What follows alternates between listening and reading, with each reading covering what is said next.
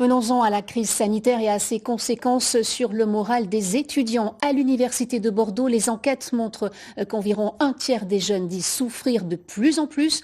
Le service interuniversitaire de médecine préventive est mobilisé. Karim Jbali, Ludovic Cagnato. C'est un monde qui souffre en silence. Si les jeunes sont plutôt épargnés par les formes graves de Covid-19, les effets des confinements successifs et de l'incertitude ambiante sur leur santé mentale sont très préoccupants. On voit qu'aujourd'hui, le lien social se fait uniquement en distanciel ou par très petits groupes. Et les jeunes ayant été une population très stigmatisée dans les médias depuis le début de cette crise sanitaire, ils sont d'autant plus prudents vis-à-vis des regroupements, s'ils n'ont pas non plus envie de créer des clusters et de faire en sorte que la situation continue à s'aggraver sanitairement.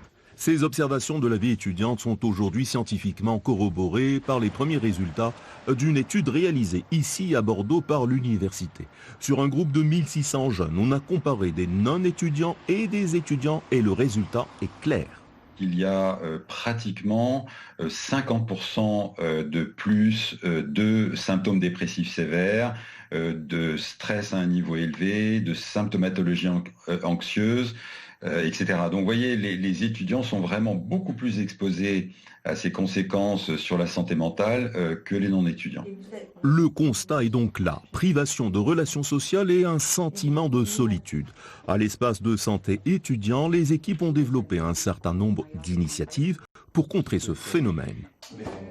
Nous avons donc développé une formation pour les étudiants délégués ou ambassadeurs, et puis le renforcement des lignes, des psychologues, des infirmiers, des médecins qui écoutent nos étudiants pour les aider à passer ce cap et à tenir. Des recommandations pour un retour pour des cours en présentiel ont été émises, et notamment de privilégier des petits groupes de 10 étudiants.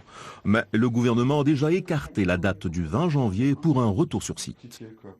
Et on prolonge avec notre invité Greg Descamps. Bonjour, vous êtes maître de conférences en psychologie à l'Université de Bordeaux. Vous êtes un spécialiste de la santé des étudiants et du comportement des travailleurs dans des conditions extrêmes, car vous avez étudié le stress et l'isolement des travailleurs qui sont en Antarctique. Quels sont leurs points communs finalement avec ces étudiants confinés ?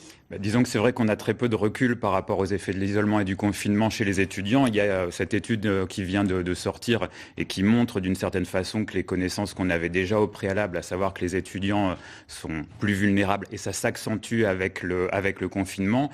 Mais d'une certaine façon, ce qui se passe, c'est un peu la même chose que ce qui se passe dans les stations polaires ou dans le cadre de missions spatiales.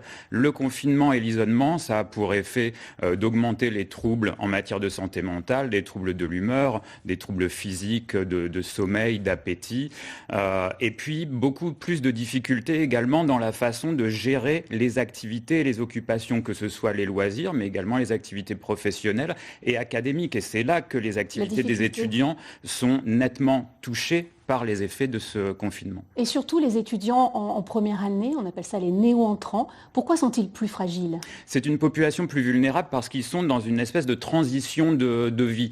Leurs repères changent, pour un grand nombre ils n'habitent plus au même endroit, pour un grand nombre d'entre eux également ils se retrouvent dans des situations pour certains plus précaires, en chambre étudiante, sur certains campus. Il y a énormément de disparités entre les étudiants, et ce qu'on sait c'est que les effets du confinement d'une certaine façon, ils viennent dégrader les conditions de travail des étudiants qui sont a priori dans de bonnes conditions, mais ça rend encore plus difficile les conditions de travail des étudiants qui étaient dans des conditions très précaires avant le confinement. Il y a donc une anxiété qui est accentuée, et si ce confinement était prolongé, il n'y a pas de perspective pour ces étudiants. Ça rajoute aussi une anxiété. Disons que là, on est typiquement dans une situation d'absence de contrôle. Et moins on a de contrôle sur une situation, plus c'est difficile de trouver des ressources. Mais d'une certaine façon, ça oblige à développer des ressources. Ça peut être des ressources personnelles qu'on a en soi, de la combativité, mais développer des ressources, ça peut aussi vouloir dire savoir accéder et utiliser les ressources qui sont à notre disposition, comme les services de santé et l'ensemble des professionnels de santé, professionnels sociaux qui sont là pour accompagner les étudiants en difficulté. Comme on l'a vu dans ce reportage, finalement, il y a des effets un peu positifs de cette expérience hors du commun, en quelques mots ? Alors, des effets positifs, attention, on ne va pas dire que le confinement a des effets forcément forcément bénéfique, mais un certain nombre d'étudiants se retrouvent contraints de développer des ressources adaptatives. C'est une expérience de vie d'une certaine façon. Et puis sur le plan académique, ce qu'on constate, c'est que les équipes pédagogiques et les enseignants commencent à développer de nouvelles méthodes, à mettre des enseignements en ligne qui sont enregistrés. Ça donne de l'autonomie aux étudiants pour se préparer pour leur travail, mais encore une fois, ça accentue la fracture entre les étudiants qui sont dans de bonnes conditions et les étudiants qui ont plus de difficultés d'accès à Internet. Merci beaucoup, Greg Descamps, d'être venu sur ce plateau. Partons maintenant.